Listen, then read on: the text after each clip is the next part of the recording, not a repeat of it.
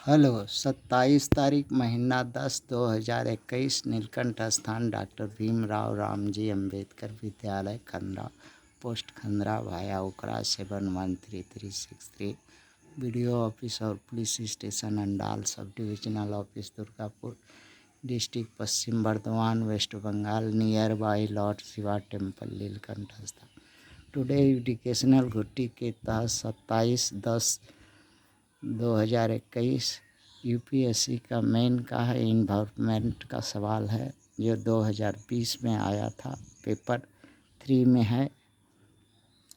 ये इस पर क्वेश्चन है कि what are the challenge and opportunity of the food processing sector in the country.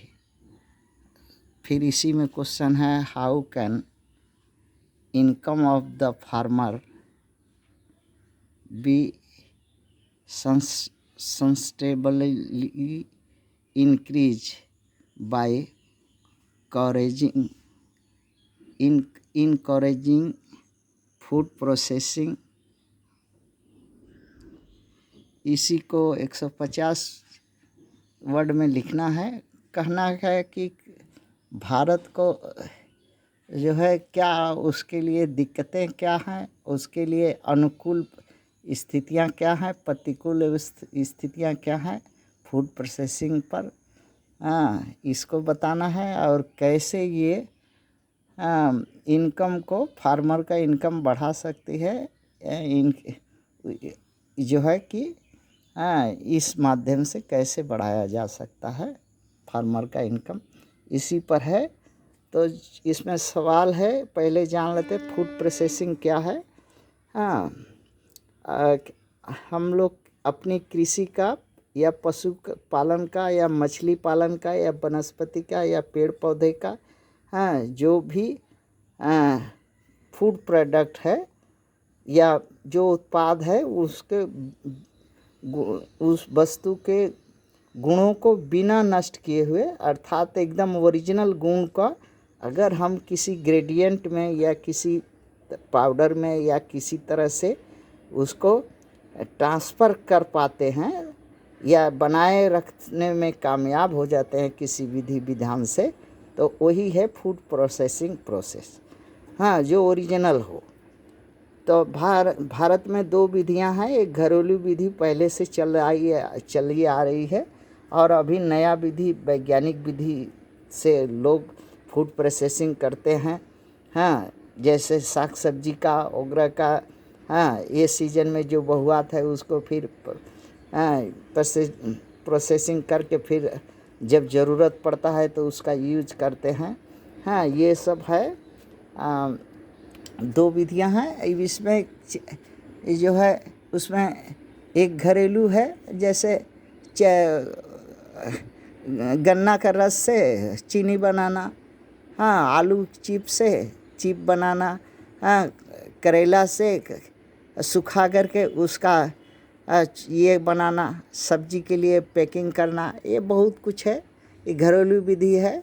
और अब वैज्ञानिक विधि से क्या है, मशीन से या केमिकल देकर रसायन जो हानिकारक ना हो वैसे दे करके सुखा करके बना करके पैकिंग करके फूड प्रोसेसिंग जो है करते हैं लोग। भारत में बहुत ही अभी प्रचलित है और इसका उद्योग धंधा भी लोग डेली मेगा प्रोजेक्ट लगा रहे हैं।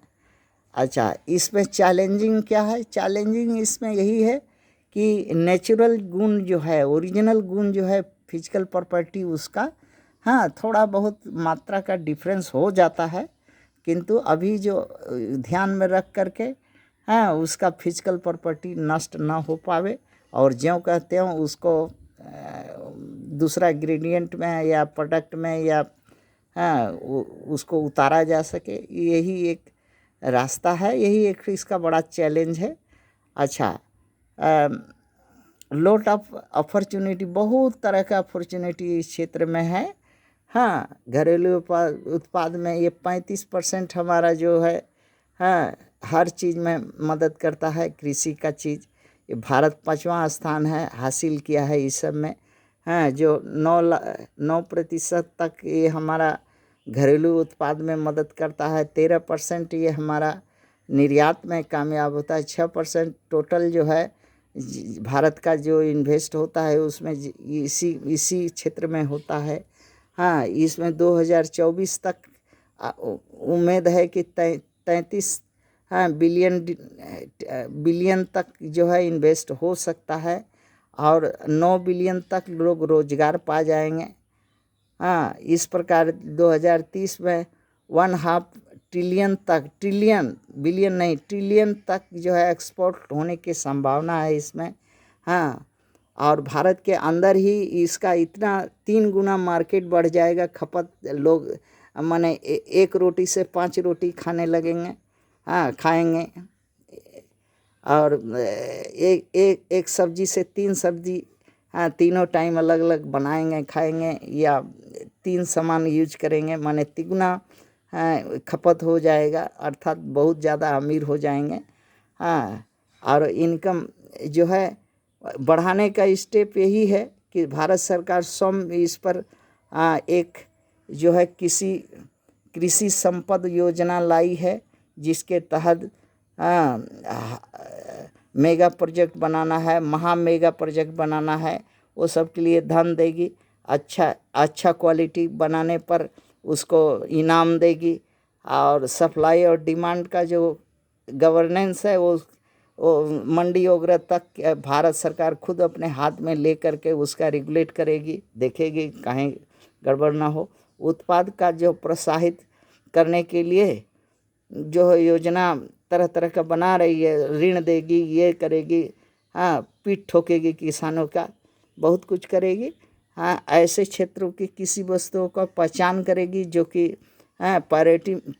प्रायोरिटी में है, मतलब जिसका उत्पादन विदेशों में बिक्री हो सके। हाँ, ऐसे क्षेत्र का करके, ऐसे फसलों का, ऐसे ये का जिससे धन झूरे पैसा कमाया जा सके। हाँ, और दूसरे देशों के साथ कंपटीशन करके अपना गुण को, अपना क्वालिटी वस्तु का 1 नंबर रख करके सस्ता बेचने का कोशिश किया जाए। हाँ, ये भारत सरकार का नीति है। हाँ, अब जिससे इस देश का जो है गरीब और गरीबी दोनों ख़त्म हो जाए, ना गरीब रहे और ना गरीबी रहे दोनों, और लास्ट में सोना का चिड़िया भारत हो जाए। अगर ऐसा होता तो भारत तो आज से